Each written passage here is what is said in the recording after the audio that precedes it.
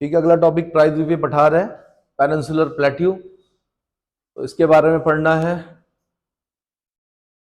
तो प्रायद्वीपीय पठार, पहला प्रश्न तो यही बनता है कि किस भूमि का भाग है, तो आपने बोलना गोंडवाना। किसका? यह प्राचीन गोंडवाना भूमि का भाग है, जो फिर दूसरी चीज याद करनी है आपने, आर्कियन काल के चट्टानों से बना त्रिभुजाकार आकृति में है। प्रायद्वीपीय भारत का आकार कैसा है? त्रिभुजाकार है। फिर किस प्रकार की चट्टानों से बना है? आर्कियन काल की चट्टानों से बना है। किस काल की चट्टानों से बना है? आर्कियन काल की चट्टानों से बना है। उत्तर दक्षिण दिशा में इसकी लंबाई 1600 किलोमीटर तथा पूर्व पश्चिम दिशा में इसकी चौड़ाई 1400 किलोमीटर है। ठीक है, इस प्रकार इसका विस्तार 16 लाख वर्ग किलोमीटर क्षेत्र पर है। क्षेत्रफल की दृष्टि से यह भारत का सबसे बड़ा भौतिक प्रदेश है। फिर क्वेश्चन पूछेगा आपसे, क्षेत्रफल की दृष्टि से एरिया वाइज भारत का सबसे बड़ा भौतिक प्रदेश कौन सा है? आपने बोलना आंसर प्रायद्वीपीय पठार। क्या बोलना है? भौतिक प्रदेश, सबसे बड़ा भौतिक प्रदेश कौन सा है क्षेत्रफल की दृष्टि से? आंसर प्रायद्वीपीय पठार। यह भारतीय उपमहाद्वीप का सबसे प्राचीनतम भूखंड है। फिर क्वेश्चन पूछेगा आपसे, यह हर एक लाइन अपने आप में प्रश्न है। इस बुक में जब आप चल रहे हो ना, हर एक लाइन को अलग याद करके चलो, इसीलिए मैं प्रेजेंटेशन करवाता हूं यहां पर। मैं बोलता हूं ऐसे 4 ऑप्शंस की बैसाखियों पे मत चलो। अगर आपको आगे चलकर मेंस लिखना है तो आपको प्रेजेंटेशन के हिसाब से चलना पड़ेगा, वरना आपका प्री निकल जाएगा, मेंस नहीं निकलेगा। मेंस के लिए आपको लिखना पड़ेगा और उसको अभी से जमा करना पड़ेगा कि क्या लिखना है। ठीक है, अभी से तैयारी शुरू होगी उसकी। यह भारतीय उपमहाद्वीप का सबसे प्राचीनतम भूखंड है। फिर क्वेश्चन कीजिए अपने आप से कि भारतीय उपमहाद्वीप का प्राचीनतम भूखंड कौन सा है? आंसर प्रायद्वीपीय पठार। क्लियर हो गया? Peninsular plateau. यह सपाट भूमि सारे समय दृढ़ और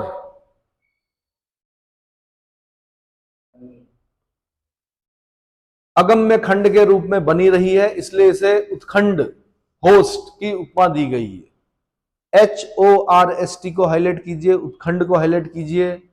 दृढ़ और अगम्य खंड के रूप में बनी रही है, इसलिए इसे उत्खंड की उपमा दी गई है।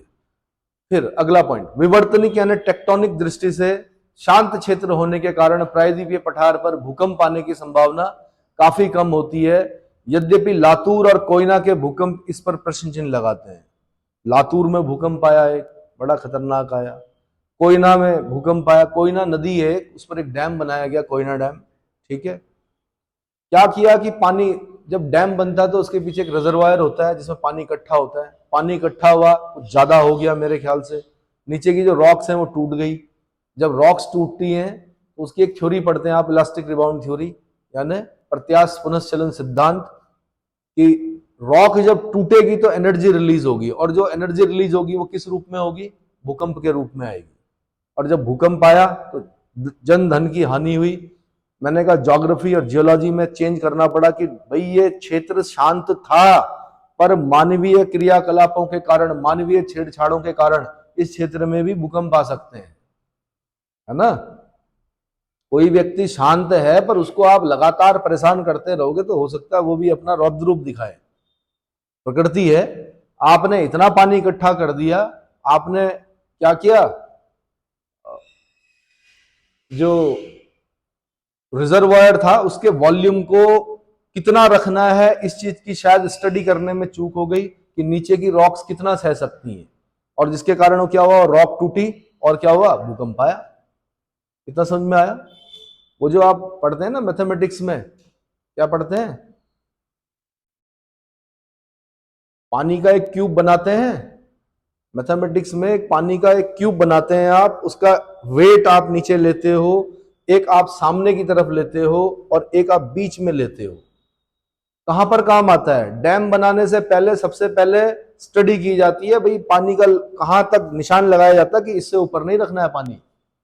जब डैम भरेगा, डैम के पीछे पानी भरेगा तो फ्लूइड डायनेमिक्स, है ना, फ्लूइड डायनेमिक्स में यह बताया जाता कि ये डैम, मतलब ये पानी आगे कितना धक्का देगा डैम को, यानी डैम की मोटाई कितनी रखनी है, डैम की जड़ पर कितना क्या करेगा, प्रेशर देगा, और डैम के नीचे कितना प्रेशर देगा। अगर नीचे ज्यादा प्रेशर देगा और नीचे अगर क्या है रॉक्स तो होती हैं, अगर वो टूट गई तो फिर समझिए भूकंप आना। समझ में आ गया। तो जब टिहरी डैम बन रहा था तो पर्यावरणविद सिलियारा के संत कौन, सुंदरलाल भगोना जी यही बोल रहे थे कि ये सिस्मिक जोन है भाई, यहां पर इतने बड़े डैम मत बनाइए। लेकिन बने फिर भी। छोटे डैम बनाने की अनुशंसा की गई है कि उत्तराखंड कैसा है, बहुत ज्यादा सेफ जोन नहीं है, सिस्मिक जोन 4 और 5 पर है, तो यहां पर छोटे डैम बनाए जा सकते हैं। बहुत बड़े डैम बनाने से क्या है, कोई एक बड़ी आपदा आने की आशंका व्यक्त की गई थी उस समय। फिर उस समय के वैज्ञानिकों ने क्या बोला, कैसा क्या रिपोर्ट दी, कितना सेफ बताया, वो वही लोग जानते हैं। फिर हाइट वाइट जो रखी गई है डैम की पानी की, कितना सह सकता है ना, उतना डीप नहीं जाएंगे हम लोग भी, ठीक। और क्योंकि आप सिविल सेवा की प्रिपरेशन कर रहे हैं, सरकार की किसी भी नीति का विरोध नहीं करना है आपने, ठीक है, समर्थन करना है, क्योंकि आप क्या हो, बोलने की जरूरत नहीं है। सरकार के लिए आपने क्या करना, सरकार जो नीतियां बनाएंगी उसको क्या करना है आपने। तो विरोध अगर अभी लिखने में ही करना शुरू कर दोगे तो फिर तो बाद में पता नहीं क्या करोगे। समर्थन करना आपने, ठीक है। लातूर और कोयना के भूकंप इस पर प्रश्न चिन्ह लगाते हैं। प्रायद्वीपीय पठार की औसत ऊंचाई 600 से 900 मीटर है। अरावली, विंध्याचल, सतपुड़ा, भारनेर, कैमूर, राजमहल और शिलोंग की पहाड़ियां यानी मेघालय की पहाड़ियां इस पठार की उत्तरी सीमा पर है। अब फिर दोबारा कल बार बार मैं जब पेपर प्रैक्टिस हो रही थी, बार बार बच्चे मेरे से पूछ रहे थे जी ये जो मेघालय की पहाड़ियां हैं ये भी हैं क्या। बता दिया था, पहली कल बता दिया था मैंने कि भाई मेघालय की पहाड़ियां भी क्या है, उत्तरी सीमा है। प्रायद्वीपीय पठार की क्या है, उत्तरी सीमा है। कौन कौन है देख लीजिए, अरावली है माउंटेन रेंज, विंध्याचल है, सतपुड़ा है, भारनेर की पहाड़ियां हैं, कैमूर हिल्स है, राजमहल की पहाड़ियां हैं, शिलोंग की पहाड़ियां हैं, मेघालय की पहाड़ियां जिन्हें कहते हैं, इस पठार की उत्तरी सीमा पर अवस्थित हैं। राजमहल गारो गैप वस्तुतः राजमहल व मेघालय की पहाड़ियों के बीच के भाग के जलोढ़ निक्षेपों द्वारा ढके जाने से निर्मित हुआ है। मैंने आपको यह भी बताया था कि राजमहल की पहाड़ियां और गारो खासी जयंतिया की पहाड़ियां पहले एक ही क्रम में थी, बीच में फॉल्ट पड़ा, बीच में दरार पड़ी, एक बहुत बड़ा भूखंड क्या हो गया, नीचे दब गया, पहाड़ियां दब गई, मतलब नीचे चली गई। उसके बाद उसको किसने किया, उसको नदियों ने, मतलब गंगा हो गई, ब्रह्मपुत्र और अन्य नदियों ने उसको क्या कर दिया, मैदान बना दिया, फ्लैट कर दिया उसको। ये समझ में आ गया, ठीक। प्रायद्वीपीय पठार के पश्चिम में पश्चिमी घाट तथा पूर्व में पूर्वी घाट है। इसका दक्षिणी छोर कन्याकुमारी, ये तो पता है, ठीक। पश्चिमी घाट पे भी मैंने बोला था सह्याद्री कोई पर्वतमाला पर्वत श्रृंखला नहीं है, वो भी क्या है, प्रायद्वीपीय पठार का एक क्या बताया था कल, उठावा भाग है ना, अग्रभाग है, जैसे ही बताया था, ठीक। प्रायद्वीपीय पठार की ढाल उत्तर व पूर्व की ओर है, उत्तर व पूर्व, उत्तर व पूर्व की ओर है, जो सोन, चंबल और दामोदर नदियों की दिशा से स्पष्ट होती है। देखिए जब आप किसी क्षेत्र का ढाल अगर आप देखना चाह रहे हैं, उसमें बहने वाली नदियां देख लो आप, सोन नदी ऊपर जा रही है, चंबल ऊपर जा रही है, चंबल की जितनी ट्रिब्यूटरी सब कहां, यमुना में जाके मिल रही है। इसका मतलब ढाल क्या है, उत्तरी ढाल, ठीक है। जहां पर नदियां पूरब की तरफ दिखेंगी तो आप बोलोगे पूर्वी ढाल है, जहां पे आपको पूर्वी ढाल है, जहां पे आपको देखा पश्चिम की ओर आ रही है तो पश्चिमी ढाल है। ढाल समझते हो ना। प्रायद्वीपीय पठार की ढाल उत्तर व पूर्व की ओर है, जो सोन, चंबल और दामोदर नदियों की दिशा से स्पष्ट है। दक्षिणी भाग में इसका ढाल पश्चिम से पूर्व की ओर है, जो महानदी, गोदावरी, कृष्णा, कावेरी की दिशा से स्पष्ट है।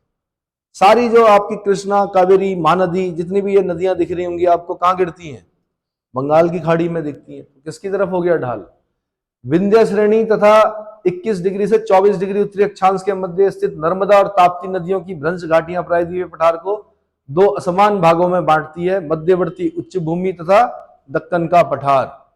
मध्यवर्ती उच्च भूमि और दक्कन का पठार। पढ़िए आगे।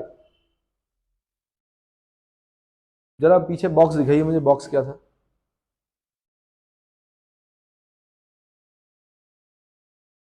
पहले इसको याद कीजिए। मध्यवर्ती उच्च भूमि में क्या क्या आता है?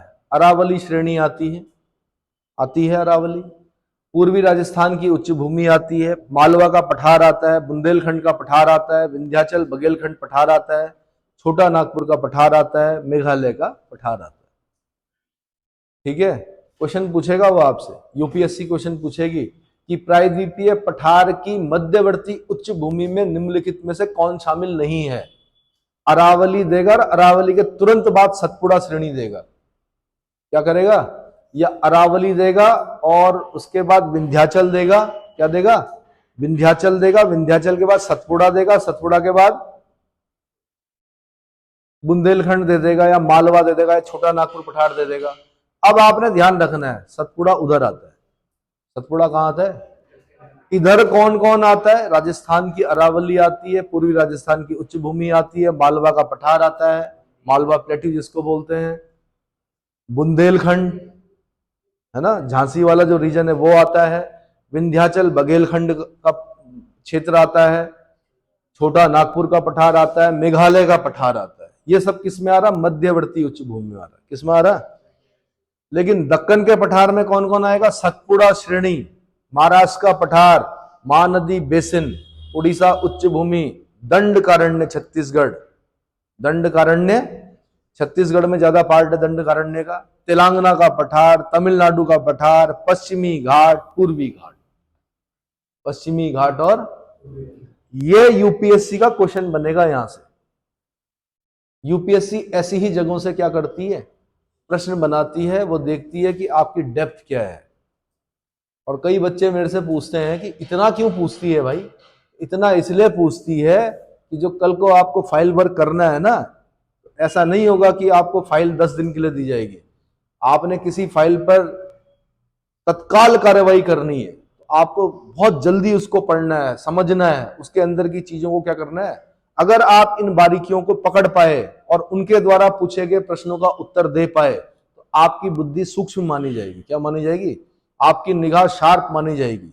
तो उन निगाहों को शार्प करने के लिए और आपकी बुद्धि को क्या करने के लिए, धार देने के लिए, इस तरह की क्या है, ये एक्सरसाइज कराई जाती है। अगर आप सफल होते हो उनका उत्तर देने में, या उनके द्वारा बिछाए गए जाल और ट्रैप से आप बाहर निकलकर सिलेक्शन पा जाते हो, तो आप अधिकारी हो, प्रशासनिक अधिकारी बनने के काबिल हो। और अगर आप नहीं कर पाते हो तो यह माना जाता है कि क्या आप इतना बर्डन लेने में सक्षम नहीं हो। इतना समझ में आ गया?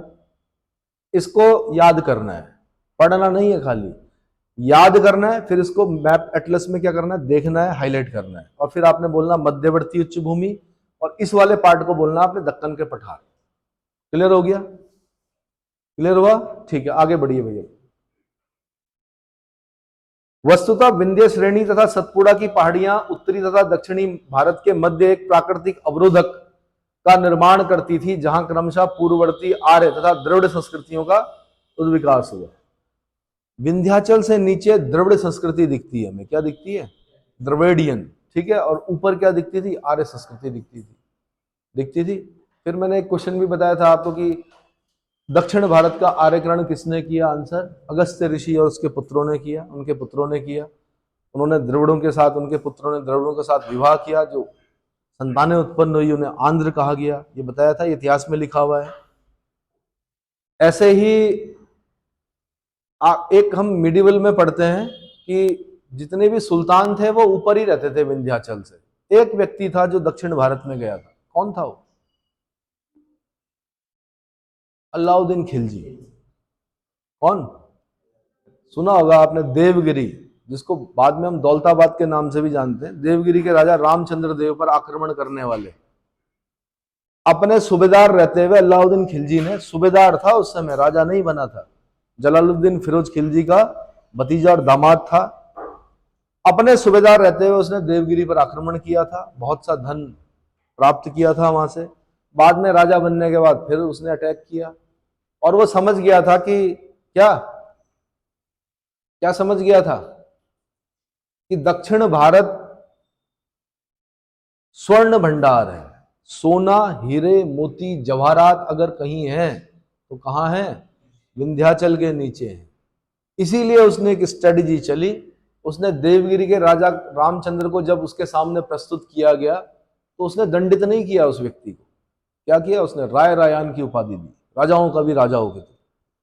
क्यों किया ऐसे? कल बता रहा था मैं, गेम थ्योरी। क्योंकि हित टकराते हैं ना, जब उसकी समझ में आ गया था कि सीधा साधा आदमी है रामचंद्र देव, इसको राजाओं का राजा राय रायन की उपाधि देता हूं, उसको इसका क्या करता हूं, साम्राज्य वापस करता हूं, 2 जिले और दे देता हूं इसको एक्स्ट्रा। उससे क्या होगा? राजा खुश हो जाएगा। और क्योंकि आगे की जो मनसा थी उसकी पूरे दक्षिण भारत को क्या करने की थी? लूटने की थी। और ऐसा हुआ भी। रामचंद्र देव ने सहायता भी की, रसद की भी व्यवस्था की, रास्ते भी बताए कहां कहां जाना है, कोहिनूर किसके पास है और सोने का भंडार किसके पास है ना। मलिक काफूर आया था बाद में, 1000 दिनारी, पूरे दक्षिण भारत को लूट के ले गया। परंपरा थी वहां पर, राजा क्या करते थे, जो कमाते थे वो मंदिर में जमा कर देते थे। क्या करते थे? मंदिरों में भंडार थे सोने के, सोने चांदी हीरे मोती जवाहरातों के भंडार थे।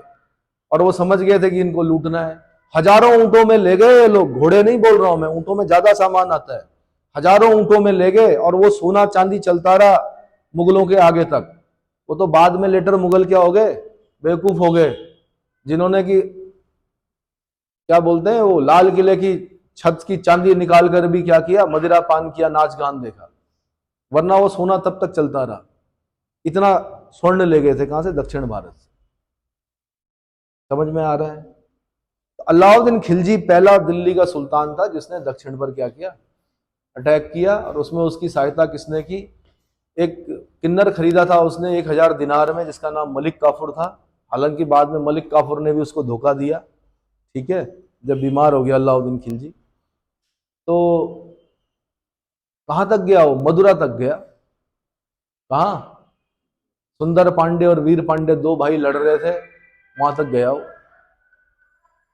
समझ में आ रहा है? और उस जमाने में उन्होंने दक्षिण भारत में मस्जिद का निर्माण किया मदुरा के आसपास, धन लूटा वहां से। और मैंने प्रताप रुद्रदेव आपको बता ही दिया था, जिसने कोहिनूर दिया। किसको? मलिक काफूर को। मलिक काफूर ने अलाउद्दीन खिलजी को दिया, है ना। चलो जी, उसके बाद मध्यवर्ती उच्च भूमियां।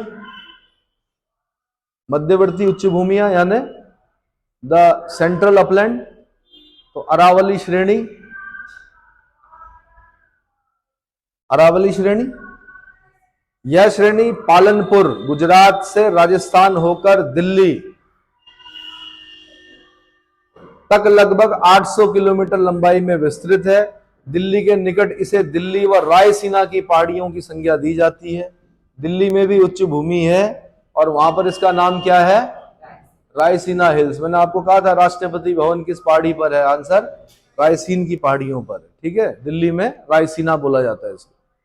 ज्ञातव्य है कि रायसीना की पहाड़ी लुटियंस की अभिकल्पित दिल्ली में एक प्रधान क्षेत्र है, जिसमें भारत की सर्वोच्च प्राथमिकता वाली सरकारी इमारतों को बनाया गया। एडवर्ड लैंडसीर लुटियंस सुना होगा आपने। दिल्ली को क्या कहा जाता है? दिल्ली को जिसने डिजाइन किया उसका नाम क्या था? लुटियंस। इसलिए लुटियंस दिल्ली क्या कहा जाता है। और चंडीगढ़ जो है वो ली कार्बूजियर। चंडीगढ़ किसका डिजाइन किया हुआ है? फ्रेंच था मेरे ख्याल से ली कार्बूजियर, है ना। और ये लुटियंस ने किया, एडवर्ड लैंडसी लुटियंस। तो सारी सरकारी बड़ी इमारतें जो दिखेंगी आपको रायसीना वाला क्षेत्र में दिखेगी। अंग्रेज था शायद, विदेशी था, समझ गया था कि यमुना के किनारे है दिल्ली, पुरानी दिल्ली जो है, कभी भी क्या हो सकती है, यमुना में की एक बड़ी बाढ़ क्या कर सकती है, इसको डुबा सकती है। इसलिए क्या किया गया? इसलिए वाइसरॉय के लिए बनाना था। ये राष्ट्रपति भवन जो है ये राष्ट्रपति के लिए नहीं बना था भारत के। किसके लिए बना था? वाइसरॉय के लिए बना था। वाइसरॉय हाउस बोला जाता था इसको, है ना। और इसमें जो पहला वाइसरॉय एंटर किया था वो कौन था? Lord Irwin. इरविन ही था, ठीक है। और किसी जमाने में तो ये भी पूछा कितने कमरे हैं राष्ट्रपति भवन में, कभी ये भी पूछा कि मुगल गार्डन कहाँ है। तो जो बागीचा है राष्ट्रपति भवन के बाहर का उसको क्या बोलते हैं? मुगल गार्डन बोलते हैं। कभी ये भी पूछा गया कि जो प्रधान मिस्त्री था वो कौन था? राशिद हारून करके था मेरे ख्याल से कोई, ठीक है, चेक करना। ठीक है, बहुत पहले के प्रश्न है। और इसका कौन सी चीज कहां से ली गई, इमारत को जब हम उसकी क्या देखते हैं, आर्किटेक्चर देखते हैं, तो आर्किटेक्चर में बहुत सारे प्रश्न पूछे गए हैं पुराने समय में। देखना, राशिद हारून करके था प्रधान मिस्त्री। ठीक है, तो वाइसराय हाउस जब देश आजाद हो गया तो फिर वो राष्ट्रपति भवन बन गया। समझ में आ गया। तो दिल्ली के निकट इसे दिल्ली व रायसीना की पहाड़ियों की संज्ञा दी जाती है। ध्यातव्य है कि रायसीना की पहाड़ी लुटियंस की अभिकल्पित दिल्ली में से एक प्रधान क्षेत्र है जिसमें भारत की सर्वोच्च प्राथमिकता वाली सरकारी इमारतों को बनाया गया है। आगे, यह श्रेणी मुख्यतः पूरा कैम्ब्रियन युगीन। भाई अरावली जितनी पुरानी है उतनी पुरानी ये भी है। कौन? दिल्ली की जो पहाड़ियां घिस गई हैं, छोटी हो गई हैं। पूरा कैम्ब्रियन युगीन क्वार्टजाइट, नीस तथा शिष्ट शैलों से निर्मित है। इसका सर्वोच्च शिखर गुरु शिखर 1722 मीटर मात्र। कितना? गुरु शिखर जो है अरावली का है पीक 1722 मीटर, आबू की पहाड़ियों में स्थित है। आबू की पहाड़ियों में स्थित। जो क्वेश्चन मैंने दिया ढूंढा? हाँ जी, ठीक है। हाँ, अमृत उद्यान, बिल्कुल। पर मैंने कहा पुराने समय में प्रश्न पूछे जाते थे, मुगल गार्डन कहाँ है, राष्ट्रपति भवन के बागीचे को बोलते थे, आज उसको बोलते हैं अमृत उद्यान। और हजारों किस्म के गुलाब एक विशेष मौसम में, मेरे ख्याल से होली से पहले या कहीं पर वो खोला जाता था, सार्वजनिक किया जाता था, लोग जाते थे, पास बनाना पड़ता था। ठीक है, अब पता नहीं है ये परंपरा की नहीं। चलो, तो यह श्रेणी मुख्यतः पूरा कैम्ब्रियन युगीन क्वार्टजाइट नीस तथा शिष्ट शैलों से निर्मित है। इसका सर्वोच्च शिखर गुरु शिखर 1722 मीटर आबू की पहाड़ियों में स्थित है। अरावली पहाड़ी अत्यधिक अपर्दित और विच्छेदित है। पूरा कैम्ब्रियन युग 600 से 570 मिलियन वर्ष पूर्व में यह एक विशाल मोड़दार पर्वत श्रृंखला थी। इसको हाईलाइट करना है।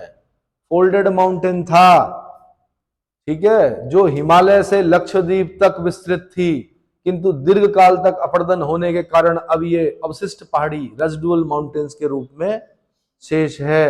उदयपुर के उत्तर पश्चिम में ये पहाड़ी जरगा पहाड़ियां, उदयपुर झीलों का शहर, टोडगढ़ के निकट मारवाड़ की पहाड़ियां, अलवर के निकट हर्षनाथ पहाड़ियां और धुर उत्तर में दिल्ली रिज के नाम से विख्यात है।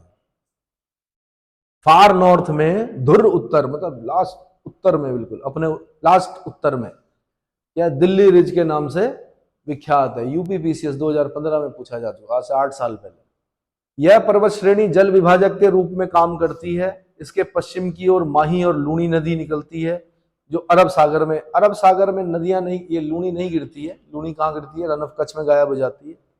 ठीक है, और माही भी उधर चल रही है। आगे, पूरब की ओर की प्रमुख नदियां बनास है जो चंबल की सहायक नदी है। पूर्वी मैदान के अंतर्गत चंबल बेसिन, बनास का मैदान, माही का मैदान, छप्पन मैदान या छप्पन मैदान सम्मिलित है। फिर मालवा का पठार। अरावली और विंध्य श्रृंखलाओं के मध्य, अरावली व विंध्य श्रृंखलाओं के मध्य, ये ध्यान रखना आपने, किसके? अरावली और विंध्याचल माउंटेन रेंज के मध्य स्थित तथा लावा से निर्मित मालवा का पठार काली मिट्टी का संप्राय मैदान, पेनी प्लेन बोलते हैं। संप्राय मैदान को क्या बोलते हैं? पेनी प्लेन बन गया है। इसकी उत्तरी, अब भाई लावा से निर्मित था तो जब वो उसका विखंडन हुआ, मतलब टूट फूट हुई, तो क्या बनी? काली मिट्टी बनी, जिसको रेगुर बोलते हैं। कपास के लिए क्या होती है? प्रसिद्ध होती है, अच्छी मिट्टी मानी जाती है। इसकी उत्तरी सीमा अरावली तथा दक्षिणी सीमा विंध्य और पूर्वी सीमा बुंदेलखंड के पठार और पश्चिमी सीमा राजस्थान के मरुस्थल द्वारा निर्धारित होती है। अर्थात इसकी लंबाई 530 किलोमीटर और चौड़ाई 390 किलोमीटर है, जो प्रायद्वीपीय पठार के 1,50,000 वर्ग किलोमीटर क्षेत्रफल पर विस्तृत है। इस पठार के अधिकतर भागों को मध्य उच्च भूमि की संज्ञा प्रदान की गई है। मध्य उच्च भूमि की संज्ञा प्रदान की गई। इसका ढाल गंगा घाटी की ओर है। ठीक है। इस पर बेतवा, पार्वती, मैंने बताया भी था, पार्वती और बेतवा के बीच में भोपाल है? भोपाल किन दो नदियों के, ये क्वेश्चन बन चुका है। बेतवा और पार्वती के बीच में, पार्वती और बेटवा, पार्वती और बेतवा के बीच में क्या है? भोपाल। नीवज, काली सिंध, चंबल, केन नदियां प्रवाहित होती हैं जो आगे यमुना में मिल जाती हैं। भोपाल, बेतवा, पार्वती, ये बता दिया दुआब में स्थित। ये इसके लिए, इसको पढ़ने से पहले फिर दोबारा आपको मैप देखना पड़ेगा। कौन सा? जो भारत का मैंने कराया था आपको, है ना, मैप रीडिंग जब कराई थी भारत की, तब जाके क्लियर होता है वो। वरना तो ऐसे लग रहा हो जैसे पढ़ रहे हैं खाली। हम तो उसको पूरा इंटरेस्ट आ रहा, पूरा दिख रहा है। क्यों? क्योंकि याद है, आपने याद करना है। उस वीडियो कई बार देखिए, जो नदियों वाला मैप है, जो भारत का फिजिकल मैंने कराया, उसको बार बार देखिए। उसके बाद जब आप इसको सुनेंगे ना, सब समझ में आएगा। और एटलस सामने रखे खोल के। मालवा पठार पर उर्मिल मैदान, रोलिंग प्लेन्स मिलते हैं, जिनमें कहीं कहीं चपटी पहाड़ियां स्थित हैं। उत्तर में ग्वालियर की पहाड़ियां प्रमुख हैं। पठार के उत्तरी भाग को चंबल व उसकी सहायक नदियों ने बीहड़, रिवाइंस, खड के रूप में परिवर्तित कर दिया। यह भारत का सर्वाधिक गली अपर्दित क्षेत्र है। यहां से क्वेश्चन पूछेगा, क्या पूछेगा? गली अपर्दित क्षेत्र, या जो बीहड़ हैं वो कहां पाए जाते हैं? तो उसी क्षेत्र में पाए जाते हैं। और जहां बीहड़ होते हैं वो डकैतों के छुपने की सर्वोत्तम स्थान माने जाते हैं। बीहड़, कहां के बीहड़? चंबल के बीहड़। फिर वहां डाकू भी होते हैं, है ना। फिर वहां क्या होती है? बगावत भी होती है। पान सिंह तोमर वहीं के थे, हा? एक सिपाही जिसको कि क्या कर दिया, क्या कर दिया? जिसकी जमीनों पर कब्जा कर दिया, किसके? उसकी, उसी के भाइयों ने बगावत कर दी। फिर उसने क्या किया? डकैत बन गया। ट्रेनिंग तो थी, बंदूक चलाना आता था, औरों को भी दी, टोली बना दी। और जो बैंडिट क्वीन फूलन देवी थी, वो कहाँ की थी? वो भी यहीं की थी, बाद में सांसद बनी वो, ठीक है, फूलन देवी। तो ये सब लोग जो निकले हैं, ये शोषण से निकले हुए लोग हैं। किससे? इनका शोषण हुआ, इनके साथ बहुत बुरा हुआ। और फिर इन्होंने कानून का रास्ता नहीं चुना। इन्होंने क्या किया? जब इनको सहायता नहीं मिली, तब इन्होंने क्या किया? शस्त्र उठाए और अपना बदला खुद लिया। ठीक है, चलिए।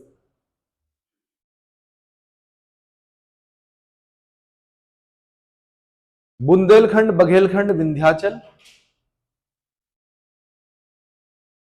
ये लिखना है आपने। कहीं ऐसा मत सोचना खाली अखबार की तरह पढ़ रहे हैं। ये क्या करना है मेंस में? अगर क्वेश्चन बनता है, मैं बताऊंगा किस किस प्रकार के प्रश्न बनते हैं, लिखने भी हैं। चलिए, मालवा पठार का उत्तरी पूर्वी भाग बुंदेलखंड व बघेलखंड के पठार के नाम से जाना जाता है। यह पठार उत्तर में यमुना के मैदान के निकट समाप्त हो जाते हैं। बुंदेलखंड में चंबल व यमुना नदियों ने बड़े बड़े बीहड़ खड का निर्माण कर भूमि को प्राय असमतल और अनुपजाऊ, यानी बैडलैंड टोपोग्राफी बना दिया है। असमतल और अनुपजाऊ, जहां पर समतल नहीं है, जहां पर उपजाऊ नहीं है, बैडलैंड टोपोग्राफी बना दिया है। यह पठार ग्वालियर पठार तथा विंध्याचल श्रेणी के मध्य फैला है।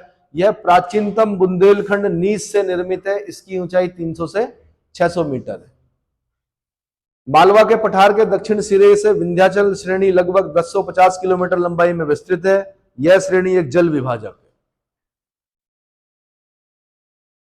पूर्व की ओर विंध्य श्रेणी, कैमूर और भांडेर श्रेणी। आपको हाईलाइट करना पड़ेगा पहले, कैमूर, भांडेर, है ना, तब समझ में आएगा कि उसी को भाषा दे रहा है वो।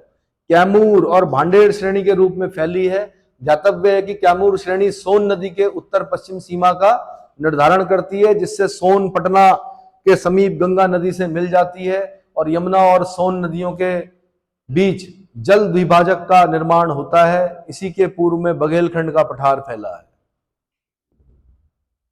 विंध्य श्रेणी के दक्षिण में नर्मदा की संकीर्ण घाटी स्थित है, जिसका निर्माण अधोभ्रंश, डाउन फॉल्टिंग द्वारा हुआ है।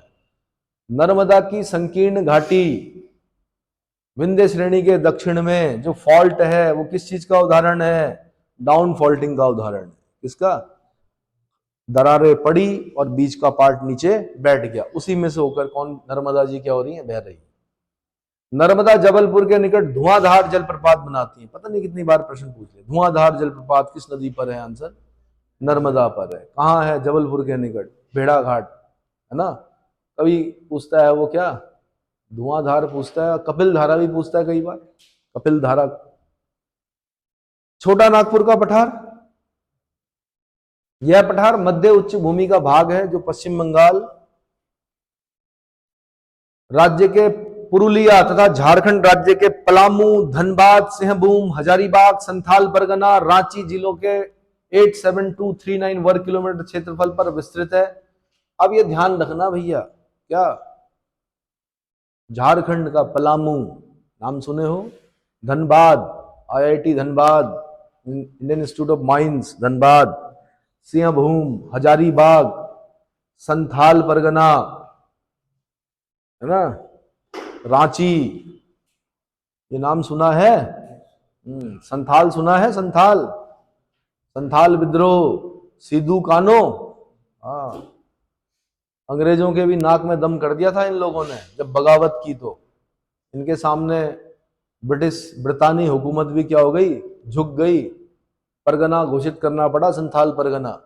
इस प्रकार का विद्रोह था, है ना। एक भगवान बिरसा मुंडा का विद्रोह और एक संथाल विद्रोह, ये बड़े चर्चित विद्रोह हैं इतिहास के। संथाल परगना रांची जिलों के 87239 वर्ग किलोमीटर क्षेत्रफल पर विस्तृत है। महानदी, सोन, स्वर्णरेखा, दामोदर इस पठार की प्रमुख नदियां हैं। इन नदियों के ऊपर पेन चलाना है एटलस में, एटलस को सजा के नहीं रखना है, उस पर कोई फ्रेम चढ़ाकर दीवारों पर नहीं लगाना है, उसको इतना घोटना है कि उसके मैप बाहर निकल आए। क्या है? क्या निकल आए? कहीं आप जिल्द चढ़ा के उस मैप को क्या कर रहे हो? बड़े सुंदर मैप है, अभी आपके कुछ लिखा हुआ नहीं है, पेन चलाने हैं उस पर, क्या करने हैं। और इतनी बार पेन चलाने हैं, जब हम लोग पेन चलाते थे तो भारत का नक्शा निकल जाता था खाली, बस क्या नदियां इतनी बार क्या करते थे, तब जाके होता है भाई ज्योग्राफी, ऐसा नहीं होता है कि आपने मोबाइल पे देखा और हो गया। जब तक आप पेन नहीं चलाओगे, नदी के साथ नहीं चलोगे, तब तक आपकी चीजें क्लियर नहीं होंगी, ठीक है। तो सोन नदी पठार के उत्तर पश्चिम में बहकर गंगा में मिलती है। दामोदर नदी पठार के मध्य भाग से में पश्चिम से पूर्व दिशा की ओर प्रवाहित होती है। महानदी इसकी दक्षिणी सीमा बनाती है, तथा महानदी इसकी दक्षिणी सीमा बनाती है। किसकी? किसकी?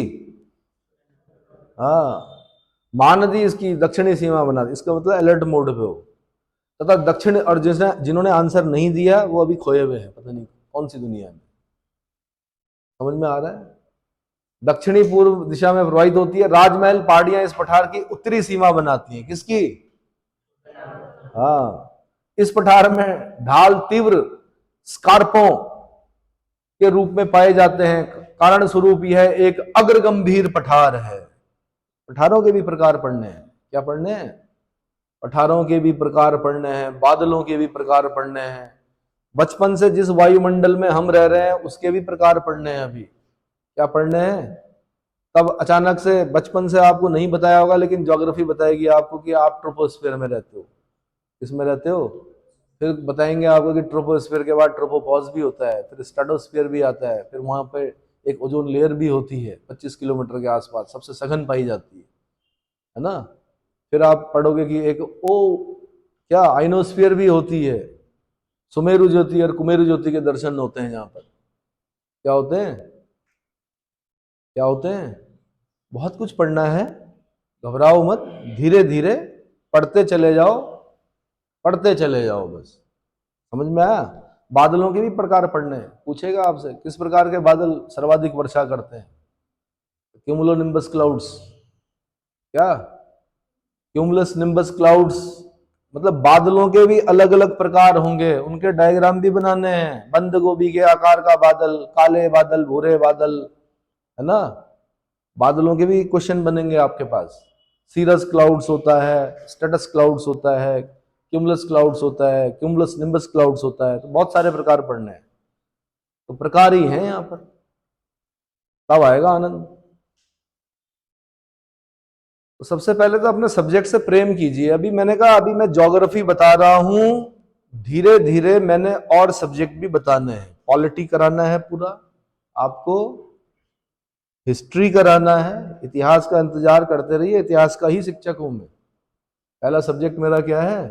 हिस्ट्री, ठीक है। दूसरा सब्जेक्ट मेरा ज्योग्राफी है, लेकिन मैं सबसे अच्छी पॉलिटी पढ़ाता हूँ। क्या करता हूँ? हाँ, ये होता है ऐसा। पाश्चात्य संस्कृति ज्यादा अच्छी लगती है, सब्जेक्ट भले हिस्ट्री ज्योग्राफी हो मेरा, लेकिन जो और इकोनॉमिक्स की भी क्लास दूंगा मैं, उत्तराखंड भी पढ़ाया जाएगा, लेकिन सन है, ठीक है। आप लोग सपोर्ट कीजिए, फिर देखिए क्या होता है। एक नई क्रांति लेके आएंगे। क्यों नई क्रांति लेके आएंगे? उत्तराखंड के लोगों को, जो यहाँ के जितने भी निवासी हैं, जो आप लोग बैठे हैं, प्रयास करना है कि मसूरी तक पहुंचाना है, किसी भी प्रकार से कहां तक पहुंचाना है? हाँ, मसूरी में कहा? हाँ जी, लबासना। जो मसूरी तक नहीं पहुंच पाएंगे उनको नैनीताल तक पहुंचाना है। नैनीताल कहाँ? नैनीताल कहाँ? अरे भाई, प्रशासनिक अकादमी श्री रघुनंदन, स्वर्गीय रघुनंदन सिंह तौलिया जी के नाम पर है ना? वहां पहुंचाना है। और उच्च पदों पर आपको क्या करना है? बिठाना है। बहुत हो गया, गौ गौ बहुत खेल लिए, है ना? चलो जी आगे। यह पठार कई भागों में बटा हुआ है। दामोदर नदी के उत्तर में अनेक पठार व पहाड़ियों का समूह मिलता है। इसमें हजारीबाग का पठार तथा कोडरमा का पठार शामिल है। दामोदर नदी के दक्षिण में रांची का पठार विस्तृत है। यहाँ पर ग्रेनाइट व नीच चट्टानें पाई जाती हैं। आपका अगर मैप पे कमांड है, मैप पे अगर आपने हाईलाइट कर रखा है और बिना देखे आप इन सब चीजों को हाईलाइट कर पा रहे हो, तो ये कुछ भी नहीं है। और अगर आपने मैप में याद नहीं, मतलब नहीं पता आपको, कोडरमा मैं पूछ रहा हूं, कोडरमा, और आप जा रहे हो जम्मू कश्मीर और केरला, पता नहीं कहां ढूंढ रहे हो, तो फिर आपके लिए महाभारत है, तब नहीं कर पाओगे। और क्यों नहीं कर पाओगे? क्योंकि जब मैंने पहले लेक्चर दिए, अगर आपने वो घर में जाके नहीं देखे, नहीं किए, तो ये भी नहीं कर पाओगे, ठीक है। ये उन लोगों के लिए जो लगातार मेरे साथ चल रहे हैं। जैसे जैसे मैं मैप रीडिंग करा रहा था, वो मैप रीडिंग कर रहे थे और लगातार प्रयास कर रहे हैं, जो क्या कर रहे हैं, प्रैक्टिस कर रहे हैं। इसीलिए मैं सारे सब्जेक्ट एक साथ नहीं दे रहा हूं। कुछ लोगों के फोन आ रहे हैं कि आप ज्योग्राफी पढ़ाओगे खाली। अरे नहीं भाई, धीरे धीरे देंगे, है ना? अभी समय है, ठीक है। आरो यारो आपका नजदीक है, लेकिन मैं थोड़ा दूर दृष्टा हूं, मैं दूर की सोच लेके चल रहा हूं। मैं आपकी सिर्फ ये लेके नहीं चल रहा हूं, बाकी तो आप कर ही रहे हो, अन्य सब्जेक्ट भी चल ही रहे हैं, ठीक है, बाकी भी चलेंगे। तो रांची का पठार विस्तृत है। यहाँ पर ग्रेनाइट व नीच चट्टानें पाई जाती हैं। कुछ निचली पहाड़ियों के अलावा रांची का पठार समतल है। इस समतल भूभाग में रांची नगर स्थित है। इस नगर से नदियां चारों दिशाओं में प्रवाहित होती हैं, ये इंपॉर्टेंट है, चारों दिशाओं में प्रवाहित होती है। दामोदर घाटी एक भ्रंश घाटी के रूप में है। यह गोंडवाना काल के भारी निक्षेप रखती है। यह पठार खनिज पदार्थों में धनी है। स्टोर हाउस ऑफ मिनरल्स कहा जाता है इसको, ठीक है। दामोदर घाटी एक भ्रंश घाटी के रूप में है। गोंडवाना काल, किस काल? गोंडवाना काल। किस काल? गोंडवाना काल के भारी निक्षेप, इसीलिए इतने सारे मिनरल्स और मेटल्स निकलते हैं यहां से। समझ में आया? मेघालय का पठार। अब भैया, अब मेरे से बार बार मत पूछना है, कल भी पूछ रहे थे आप पढ़ाने के बाद भी। उत्तर पूर्व अग्रभाग, इसको याद कर लो, या तो बहिर्शाही को याद कर लो, आउटलायर।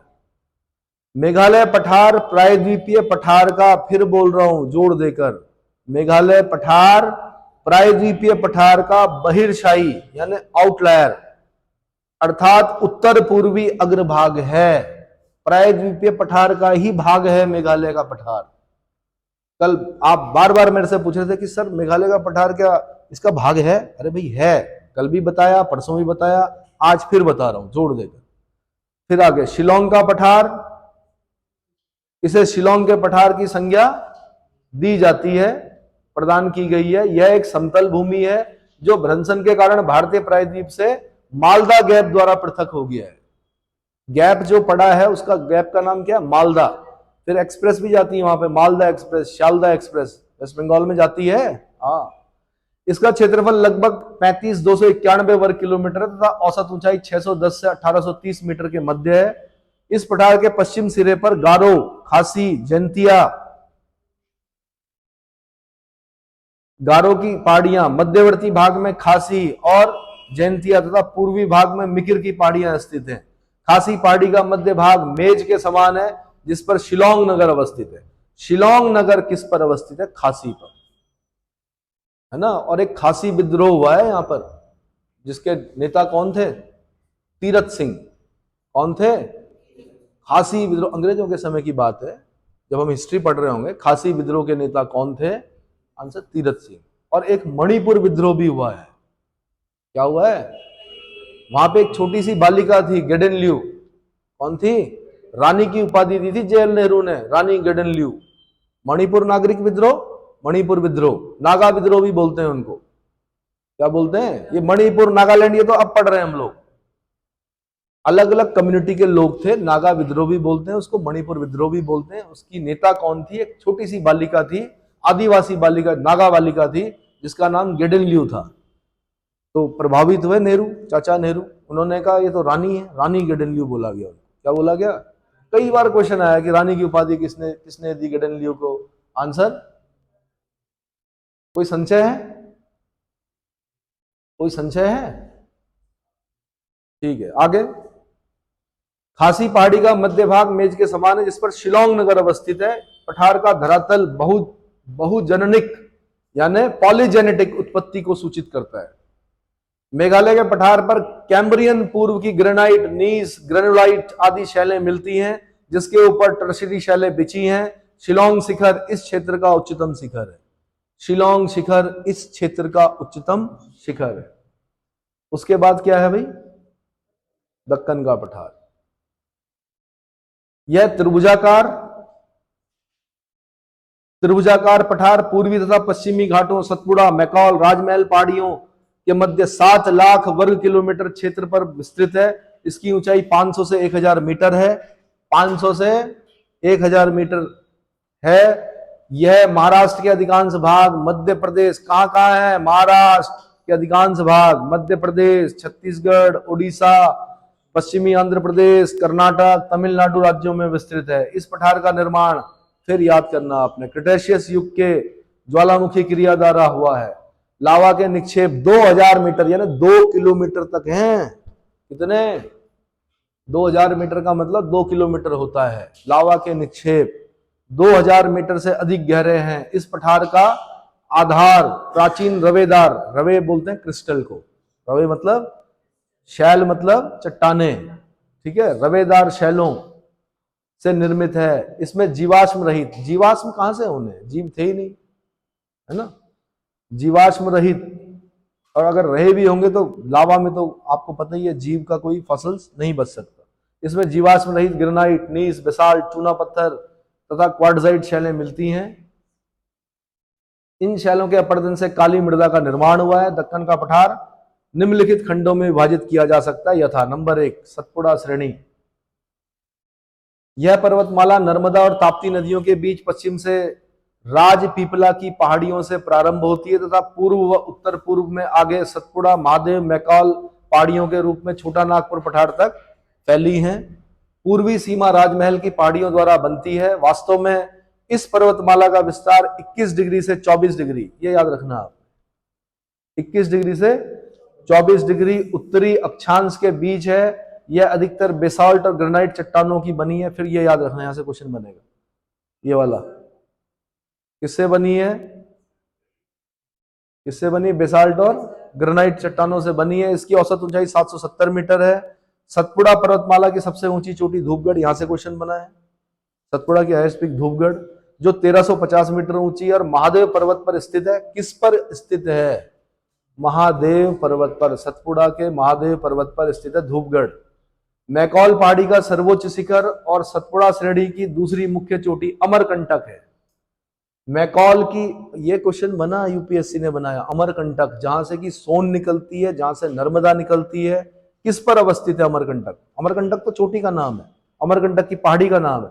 मैकॉल पहाड़ी का सर्वोच्च शिखर और सतपुड़ा श्रेणी की दूसरी मुख्य चोटी अमरकंटक है, जो 1066 मीटर ऊंची है। इसके समीप ही नर्मदा तथा सोन नदियां निकलती हैं। धूपगढ़ के समीप पंचमढ़ी, ये आईएएस का क्वेश्चन है कि पंचमढ़ी हिल स्टेशन कहां पड़ता है। आंसर मध्य प्रदेश। मध्य प्रदेश में कहां पड़ता है? धूपगढ़ के समीप, सतपुड़ा के समीप पड़ता है ना। पंचमढ़ी स्थित है। यह मध्य प्रदेश का प्रमुख स्वास्थ्यवर्धक स्थान है। इसके उत्तरी ढालों पर नर्मदा तथा दक्षिणी ढालों पर वेनगंगा, वर्धा, ताप्ती नदियां बहती हैं। महाराष्ट्र का पठार, इसका विस्तार कोंकण तट तथा सह्याद्री को छोड़कर संपूर्ण महाराष्ट्र राज्य पर है। अधिकांश क्षेत्र पर दक्कन ट्रैप की शैलें बिछी हैं। वर्धा वेनगंगा बेसिन में आर्कियन नीस किनारों पर धारवाड़ से तथा कहीं कहीं पर कुडप्पा तथा विंध्यन शैलें मिलती हैं। आगे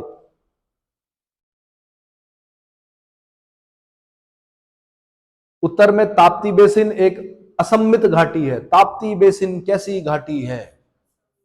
असिमेट्रिक, असममित घाटी है। सिमेट्री बोलते हैं सममित, असममित बोलते हैं असिमेट्रिक, जिसका ढाल दक्षिण की ओर मंद तथा उत्तर में सतपुड़ा पहाड़ियों की ओर तीव्र है। महाराष्ट्र के पठार को पुनः 5 सूक्ष्म इकाइयों में बांटा जाता है। नंबर 1 अजंता की पहाड़ियां, आईएएस का क्वेश्चन है। अजंता की पहाड़ियां किसका पार्ट है? महाराष्ट्र के पठार का। दूसरा गोदावरी घाटी, तीसरी अहमदनगर बालाघाट पठार, चौथा भीमा बेसिन, भीमा नदी है, भीमा बेसिन, और पांचवा महादेव उच्च भूमि किसका पार्ट है? महाराष्ट्र का। महाराष्ट्र के पठार में निम्नलिखित में से कौन इसका भाग नहीं है? ऐसा क्वेश्चन बनाएगा वो, ठीक है। तो आपने 5 याद करने, अपने आप सेट हो जाएगा आंसर। ध्यातव्य है कि उपयुक्त भौगोलिक इकाइयों में महाराष्ट्र राज्य के अंतर्गत ही बालाघाट श्रेणी, हरिश्चंद्र श्रेणी और सातमाला हिल्स अवस्थित। ध्यातव्य है कि, फिर वापस आओ, उपयुक्त भौगोलिक इकाइयों में महाराष्ट्र राज्य के अंतर्गत ही बालाघाट रेंज, हरिश्चंद्र रेंज और सातमाला हिल्स अवस्थित है। क्लियर हो गया। अगला महानदी बेसिन, इसे छत्तीसगढ़ का मैदान भी कहते हैं। क्या कहते हैं? धान का कटोरा बोलते हैं छत्तीसगढ़ को। क्या बोलते हैं? दंडकारण्य कहाँ है? छत्तीसगढ़। दांतेवाड़ा कहाँ है? छत्तीसगढ़। बैलाडीला, आयरन ओर के लिए फेमस खान कहाँ है? छत्तीसगढ़। बैलाडीला से क्वेश्चन बन चुका उत्तराखंड। यह आर्कियन ग्रेनाइट तथा नीच शैलों के ऊपर कुडप्पा अवसादी शैलें बिछी हैं। यह बेसिन महानदी तथा इसकी सहायक शिवनाथ, हसदो, आगे चलकर पढ़ेंगे आप, एक योजना पढ़ेंगे, हसदेव बांग्यो परियोजना, नदी भी है, ठीक है। शिवनाथ, हसदेव, मांड आदि नदियों द्वारा प्रवाहित है। बेसिन की सीमा पर पहाड़ियों तथा पठारों का क्रम स्थित है। उत्तरी सीमा लोरमी पठार, पेंड्रा पठार, छुरी पहाड़ियां तथा रायगढ़ पहाड़ियों द्वारा निर्धारित होती है। पश्चिमी सिरे पर मैकॉल श्रेणी तथा दक्षिणी सिरे पर राजहरा पहाड़ियां स्थित हैं। एक जगह पढ़ेंगे आप, डाली राजहरा। क्या पढ़ेंगे आप? डाली राजहरा किस चीज के लिए प्रसिद्ध है? ढूंढो। दक्षिणी सिरे पर राजहरा पहाड़ियां स्थित हैं, जिनकी रचना धारवाड़, ये फिर ध्यान रखना आप, धारवाड़ शैलों से हुई है। उड़ीसा उच्च भूमि, गर्जत हिल्स, क्या उड़ीसा में मिलेंगे आपको गर्जत की पहाड़ी। उड़ीसा का एक नाम उत्कल भी है, पुराना नाम कलिंग है। कलिंग युद्ध सुने हो? अशोक के समय, अपना राज्याभिषेक के कौन समय वर्ष? हाँ जी, अपने राज्याभिषेक के कौन से वर्ष किया था अशोक ने कलिंग पर आक्रमण, चढ़ाई? अद्भुत।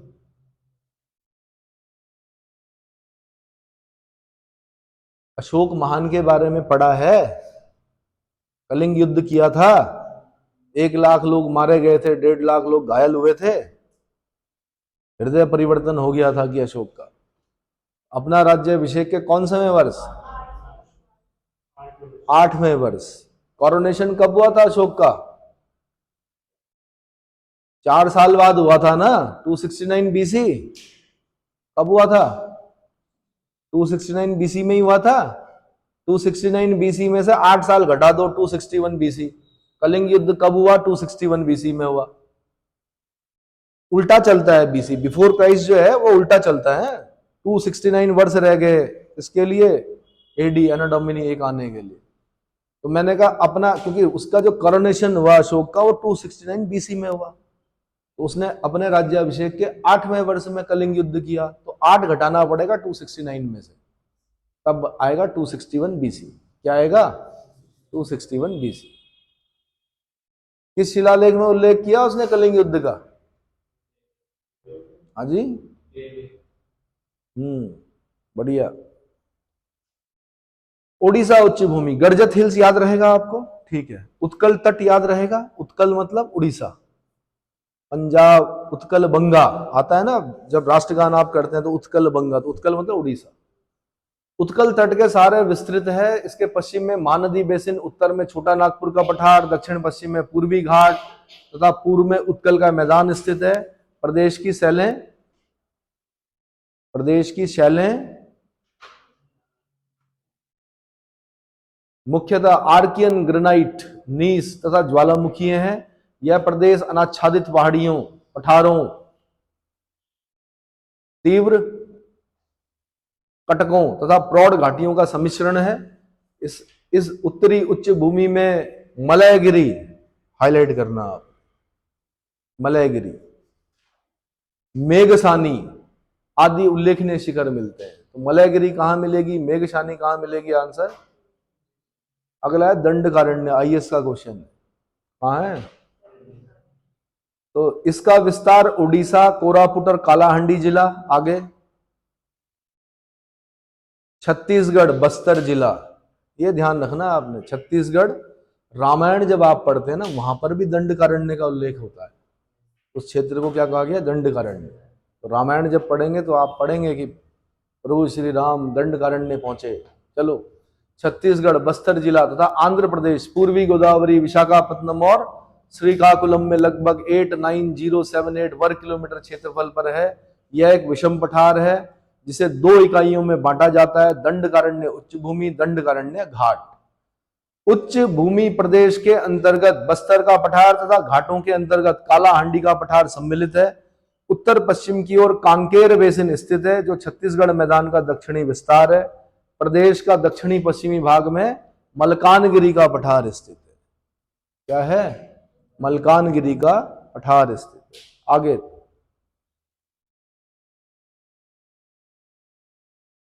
कितना रह गया इसमें? क्योंकि तो मेरे ख्याल से क्योंकि समय हो गया अगली क्लास का, ठीक है? हाँ जी, कर दें? कर देते हैं, चलो। तेलंगाना, आंध्र पठार। दूसरा विषय ये ना कहे ना कि मेरे साथ भेदभाव हो रहा है, दूसरा सब्जेक्ट नाराज हो जाएगा। और अगर दूसरा सब्जेक्ट नाराज हो गया तो भाई पेपर निकालने के लिए सारे सब्जेक्टों की अपनी अपनी महत्ता है, इकोनॉमिक्स वो भी। चलो, तेलंगाना, आंध्र पठार। भूगर्भिक दृष्टि से यह प्रदेश प्रायद्वीप का समतलीकरण भाग है जिसमें प्रधानता कैम्ब्रियन पूर्व की नीच शैलें पाई जाती हैं। प्रदेश को 2 सूक्ष्म इकाइयों में बांटा जाता है, तेलंगाना और रायलसीमा।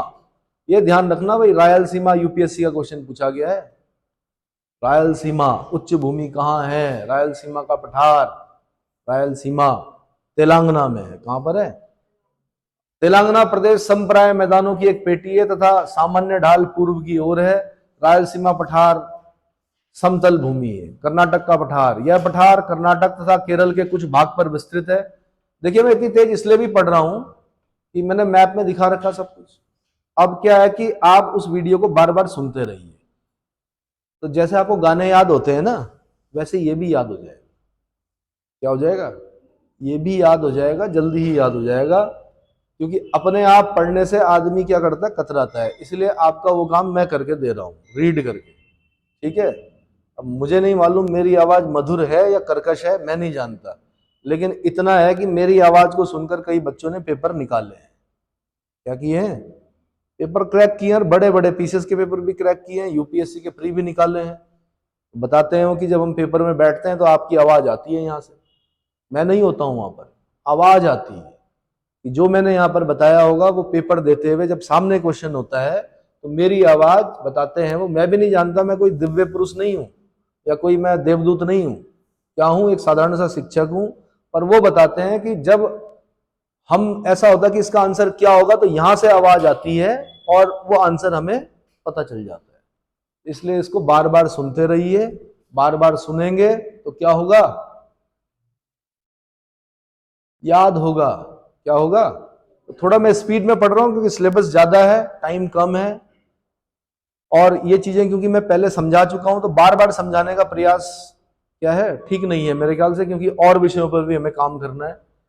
तो यह पठार कर्नाटक तथा केरल के कुछ भाग पर विस्तृत है। कौन सा पठार, कर्नाटक का पठार, ठीक है, जिसमें आर्कियन से लेकर आधुनिक युग तक की शैलें मिलती हैं। प्रदेश की औसत ऊंचाई 600 से 900 मीटर है। मुलियानगिरी, बाबा बुदान हिल्स, मैंने बाबा बुदान बताए थे आपको, कॉफी के बीज लेके आए थे वो अपनी छड़ी में। आज कर्नाटक नंबर 1 पर है कॉफी में, ये वही व्यक्ति है, बाबा बुदान के नाम पर ही है, ठीक है। मुलियानगिरी, बाबा बुदन हिल्स, मुलियानगिरी बाबा बुदन पहाड़ियों का की सर्वोच्च तथा कुद्रेमुख द्वितीय सर्वोच्च शिखर है। कुद्रेमुख, ये कुद्रेमुख मैंने बताया था आपको, आयरन ओर के लिए फेमस है, जब मैपिंग करा रहा था बताया था। बल्कि यहां से शायद जो आयरन ओर है उसको हम निर्यात करते हैं, कुद्रेमुख के जो आयरन ओर को, है ना। यह प्रदेश अत्यधिक विच्छेदित है। इसे 3 भू आकृतिक इकाइयों में बांटा गया है। मलनाद, उत्तरी उच्च भूमि और दक्षिणी उच्च भूमि। नंबर 1 मलनाद, नंबर 2 उत्तरी उच्च भूमि और नंबर 3 दक्षिणी उच्च भूमि। मलनाद एक पहाड़ी प्रदेश है, यह पश्चिमी घाट के आर पार स्थित है। उत्तरी उच्च भूमि एक चौड़ा पठार है जिस पर कृष्णा व तुंगभद्रा नदियां प्रवाहित होती हैं। दक्षिणी उच्च भूमि को मैसूर का पठार कहते हैं जिसकी प्रमुख नदी कावेरी। दक्षिणी उच्च भूमि को मैसूर का पठार कहते हैं जिसकी प्रमुख नदी कावेरी है। इस पर खास ध्यान देना है इस लाइन पर। तमिलनाडु पठार, यह पठार दक्षिणी सह्याद्री तथा तमिलनाडु तटीय मैदानों के मध्य विस्तृत है। इस पठार को 2 इकाइयों में बांटा जाता है। फिर यहां पर ध्यान देना, नंबर 1 तमिलनाडु पहाड़ियां, नंबर 2 कोयम्बटूर मदुरै उच्च भूमि। कोयम्बटूर मदुरै उच्च भूमि, मदुरै बताया था मैंने, सिटी ऑफ फेस्टिवल्स, वैगई नदी के तट पर। कोयम्बटूर बताया था मैंने, बहुत अच्छी जगह है तमिलनाडु में।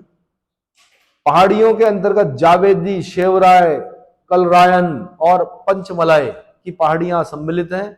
ये मैंने बताया था, क्रम पूछता है, जावेदी हिल, शेवराय हिल्स, इनका क्रम पूछता है उत्तर से दक्षिण में। उच्च भूमि क्षेत्र में वैगई तथा ताम्रपर्णी नदियों की बेसिन महत्वपूर्ण है। क्या है, महत्वपूर्ण। आगे बढ़िए भाई। वेस्टर्न घाट, पश्चिमी घाट दक्षिण पठार का पश्चिमी सीमा बनाता है और जो संरचना की दृष्टि से एक संपूर्ण इकाई है। यह उत्तर में ताप्ती के मुहाने से लेकर दक्षिण में कन्याकुमारी अंतरीप तक 1600 किलोमीटर, कितना 1600 किलोमीटर लंबे क्षेत्र पर विस्तृत है। यह हिमालय के बाद भारत की दूसरी सबसे लंबी पर्वत श्रेणी है। यहां से क्वेश्चन बनेगा, हिमालय के बाद भारत की दूसरी सबसे लंबी पर्वत श्रेणी कौन सी है? वेस्टर्न घाट, सह्याद्री, क्या बोलते हो उसको, सह्याद्री। आगे बढ़िए भाई। इसकी औसत ऊंचाई 1200 मीटर है। आगे जैसे है, सामान्यतः पश्चिमी घाट उत्तर में 50 किलोमीटर तथा दक्षिण में 65 से 80 किलोमीटर चौड़े हो गए हैं। यह वास्तविक पर्वत श्रेणी नहीं है। फिर बता रहा हूं, यह वास्तविक पर्वत श्रेणी नहीं है, वरन प्रायद्वीपीय पठार का ही एक भ्रंश कगार है। आपने जो याद रखना है वो इसको याद रखना, भ्रंश कगार। इसको याद रखना है, भ्रंश कगार है। यह उस भ्रंश का द्योतक है जो अफ्रीका से भारत के अलग होते समय उत्पन्न हुआ। अब फिर दोबारा नहीं जाऊंगा मैं कि south America, Africa, Australia, Bharat ये सब एक थे। अफ्रीका जब भारत से अलग हुआ उस समय का क्या है, ये अलग होते समय उत्पन्न हुआ था। पश्चिमी घाट के उत्तर में गुजरात के सौराष्ट्र प्रदेश में गिर की पहाड़ियां मिलती हैं जहां एशियाई शेर, बब्बर शेर के लिए विख्यात है। पश्चिमी घाट को सह्याद्री पर्वत, ये क्वेश्चन बनेगा, सह्याद्री किसे कहा जाता है? सह्याद्री को 2 भागों में विभक्त किया गया, उत्तरी सह्याद्री तथा दक्षिणी सह्याद्री। 16 डिग्री उत्तरी अक्षांश की रेखा जो कि गोवा से होकर गुजरती है, इन दोनों को विभाजित करती है। उत्तरी सह्याद्री के ऊपरी सतह पर बेसाल्ट लावा का निक्षेप मिलता है। दक्षिणी सह्याद्री गोवा के दक्षिण में का निर्माण मुख्यतः आर्कियन युग की ग्रेनाइट तथा नीस चट्टानों से हुआ है। ठीक है। उत्तरी सह्याद्री का सर्वोच्च शिखर कालसू भाई है, बहुत इंपॉर्टेंट। उत्तरी सह्याद्री का सर्वोच्च शिखर कालसूबाई है। महाबलेश्वर इसकी दूसरी मुख्य चोटी है। कृष्णा नदी महाबलेश्वर से निकलती है। कृष्णा नदी कहां से निकलती है? महाबलेश्वर से निकलती है। दक्षिणी सह्याद्री का सर्वोच्च शिखर कुद्रेमुख है। कुद्रेमुख मैंने बताया था आयरन ओर के लिए फेमस है। पूर्णागिरी दक्षिणी सह्याद्री का दूसरा सर्वोच्च शिखर है, ठीक है, जिसके पास से ही कावेरी नदी निकलती है। नीलगिरी एक पर्वत ग्रंथि है, नॉट एक गांठ है, पर्वत ग्रंथि, जहां पूर्वी घाट और पश्चिमी घाट पर्वत आकर मिलते हैं। यहां से क्वेश्चन बनेगा, पूर्वी घाट पश्चिमी घाट जहां पर मिलते हैं वहां पर एक नॉट है, उसका नाम क्या है? नीलगिरी हिल्स। उसकी हाईएस्ट पीक दोदा बेटा है और उस पर एक टोडा नामक जनजाति क्या करती है? निवास करती है। टोडा क्या करती है? ठीक है, कहां पहुंचे हम? प्रसिद्ध, ये कहां पहुंचे? नीलगिरी एक पर्वत ग्रंथि है जहां पूर्वी घाट पर्वत तथा पश्चिमी घाट पर्वत आकर मिलते हैं। इसका सर्वोच्च शिखर दोदा बेटा है, जो दक्षिण भारत का दूसरा सर्वोच्च शिखर है, क्योंकि दक्षिण भारत का सर्वोच्च शिखर अनाईमुडी है। क्या है? अनाईमुडी, याद रखना, ये क्वेश्चन यूपीएससी का है कि दक्षिण भारत का सर्वोच्च शिखर कौन सा है? आंसर अनाईमुडी। अच्छा जी, इसलिए दूसरा बोला, ठीक है। प्रसिद्ध पर्यटक स्थल ऊटी या उटक मंडलम, ये आईएएस का क्वेश्चन है। उटक मंडलम किसका नाम है? ऊटी का नाम है। नीलगिरी में ही स्थित है। कहां अवस्थित है? ऊटी किस में अवस्थित है? नीलगिरी में। चाय की खेती भी होती है नीलगिरी में, ठीक है। नीलगिरी से दक्षिण में पालघाट दर्रा तमिलनाडु को केरल से जोड़ता है। पालघाट से दक्षिण एक और पर्वत ग्रंथि का निर्माण होता है, जैसे अनाईमुडी पर्वत ग्रंथि। कौन सी? अनाईमुडी पर्वत ग्रंथि कहते हैं। इस पर्वत ग्रंथि का निर्माण उत्तर से अन्नामलई पहाड़ी, उत्तर पूर्व में पालनी पहाड़ी और दक्षिण में इलायची पहाड़ी। अब यहां से क्वेश्चन बनेगा भाई, तीन पहाड़ियों के नाम याद करने पड़ेंगे। एक गांठ है, तीन पहाड़ियां निकल रही हैं, कौन कौन सी हैं वो? उत्तर में अनाईमलई, कौन सी? अनाईमलई।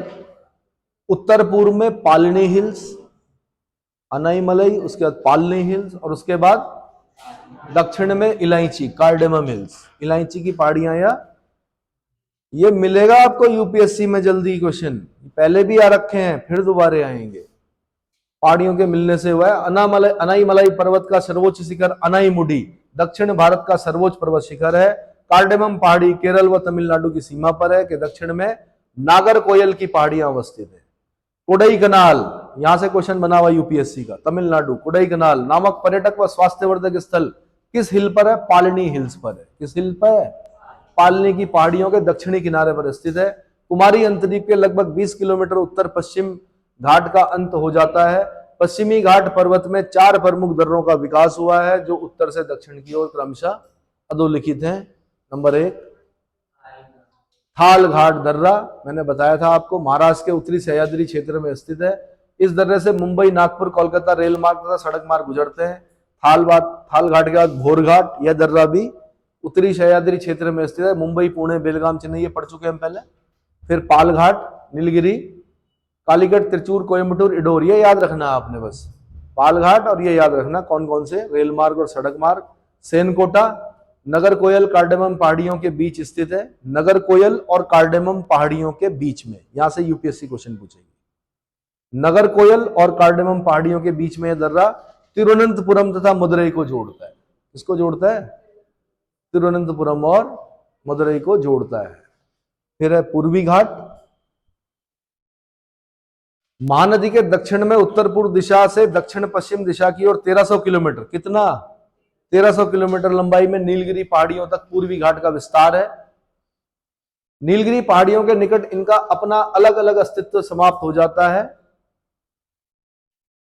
इस पर्वतीय भाग की औसत ऊंचाई 615 मीटर, औसत चौड़ाई उत्तर में 190 किलोमीटर तो दक्षिण में 75 किलोमीटर है।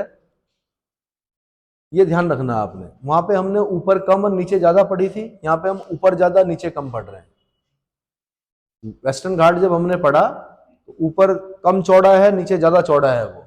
यहाँ पे हम पढ़ रहे हैं ऊपर ज्यादा चौड़ा है, नीचे कम चौड़ा है, ये पढ़ रहे हैं। इस पर्वत श्रेणी को नदियों ने अनेक स्थानों पर काट दिया है। मैंने आपको बताया था पश्चिमी घाट ईस्टर्न घाट जो जगह जगह कटी हुई है। कारण क्या? नदियों ने, कहीं कहीं से कृष्णा जा रही, कहीं से गोदावरी जा रही, कहीं से कावेरी जा रही, मतलब अलग अलग नदियां जा रही हैं, उन्होंने बीच बीच में उसको क्या कर दिया? खंडित कर दिया। इस पर्वत श्रेणी को नदियों ने अनेक स्थानों पर काट दिया है, इस कारण यह अलग अलग पहाड़ियों के रूप में मिलते हैं। दक्षिण से उत्तर की ओर इन पहाड़ियों को नीलगिरी, पालकुंडा, नल्लामलाई, जावेदी, शेवराय पहाड़ियों के नाम से जानते हैं। ये यूपीएससी का क्वेश्चन क्या है, क्रम पूछेगा। इसमें देखने से याद नहीं होगा, एटलस में देखना पड़ेगा। इसमें एटलस अगर आप खाली वीडियो देख रहे हो या खाली क्लास में बैठे और एटलस नहीं खुला है तो भूल जाइए कि कुछ समझ में आने वाला है, ठीक है। और दूसरी चीज, शुरू से देखेंगे वीडियोस तो आपको यहां तक समझ में आएगा। यहां तक पहुंचने में एक सफर तय करना पड़ता है। बीच में से सीधे ये वीडियो देखा, कहा कि अरे क्या कर रहे हैं, पढ़ाई तो रहे, खाली रीड कर रहे हैं। रीड नहीं कर रहे हैं भाई, क्या कर रहे हैं, हम लोग तो एंजॉय कर रहे हैं क्योंकि आप लोगों ने शुरू से किया है, ठीक है। बीच में से कोई देखेगा उसकी समझ में नहीं आएगा, उसकी समझ में ये आ गया खाली क्या है, डिक्टेटर है, इमला चल रही है। बट अगर आपको पता है, मुझे पता है कि कहां पर बताना है, कहां पर रुकना है, तो मैं वहां पर रुक रहा हूं। और समय कम होता है, कम समय में ज्यादा पढ़ना पड़ता है, तब कंपटीशन निकलता है। 5 साल तक पढ़ने से नहीं होता है, 5 साल लगातार पढ़ रहे। चलिए जी, कहां तक पहुंचे हम। इस कारण ये अलग अलग पहाड़ियों के रूप में मिलते हैं। दक्षिण से उत्तर की ओर इन पहाड़ियों को नीलगिरी, पालकोंडा, नल्लामलाई, ऊपर जाते रहो, जावेदी, शेवराय पहाड़ियों के नाम जानते हैं। शेवराय पहाड़ियां तमिलनाडु के सलेम कस्बे के निकट अवस्थित है। इस पहाड़ी पर तमिलनाडु का सुप्रसिद्ध हिल स्टेशन यारकाड, ये क्वेश्चन है यूपीएससी का, यारकाड स्थित है किस पर, इसी पहाड़ी पर। किस पहाड़ी पर, शेवराय हिल्स पर। हाँ, यारकाड, शेवराय हिल्स पर क्या, यारकाड स्थित है। ये पर्वत गोदावरी व कृष्णा नदियों के डेल्टा के बीच बिल्कुल समाप्त हो गए हैं। पूर्वी घाट वास्तविक पर्वतों के रूप में महानदी और गोदावरी नदियों के बीच के भूभागों में मिलते हैं। यहां पर इनकी चौड़ाई उत्तर से दक्षिण की ओर कम होती जाती है। इस भाग की औसत ऊंचाई 920 मीटर है। पूर्वी घाट की उच्चतम चोटी विशाखापत्तनम। अच्छा जी, जिंदा गाड़ा क्या है फिर, विशाखापत्तनम बता रहा है ये।